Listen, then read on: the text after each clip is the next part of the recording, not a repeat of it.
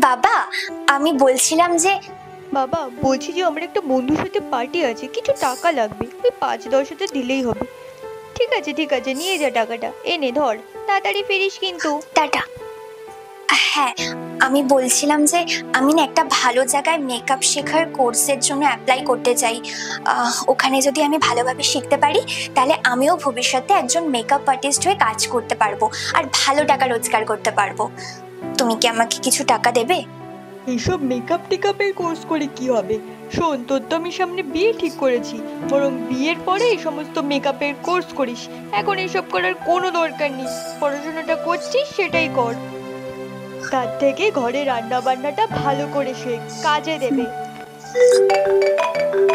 আরে দীপঙ্কর যে, বলো বলো। ঠিক আছে, শ্বশুর বাড়ি গিয়ে না হয় শিখে নেব। শোনো না, আমার না অনেক দিনের ইচ্ছা ছিল আমি একটা মেকআপের কোর্স করব। বলছি, বাড়ির সামনেই তো একটা ইনস্টিটিউট আছে, আমি ওখানে গিয়ে মেকআপের কোর্সটা করব। কি, বাড়ির বউ হয়ে এখন রাস্তায় গিয়ে মেকআপ আর্টিস্টের কাজ করবে?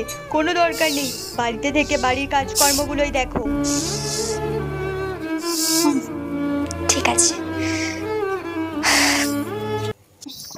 দাঁড়াও, কোথায় যাচ্ছ তুমি? আরে তোমার মনে নেই, আমি তো তোমাকে কাল বলেছিলাম আজকে তো 15 আগস্ট, স্বাধীনতা দিবস।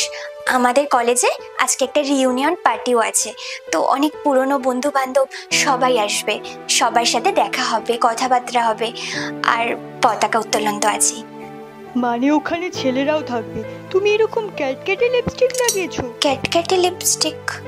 আজকে একটা ছুটির দিন, বাড়িতে কত লোকজন আসবে, বন্ধু বান্ধব আসবে, আর যদি দেখি বাড়ির বউ বাড়িতে নেই তাহলে বিষয়টা কিরকম খারাপ দেখাবে না?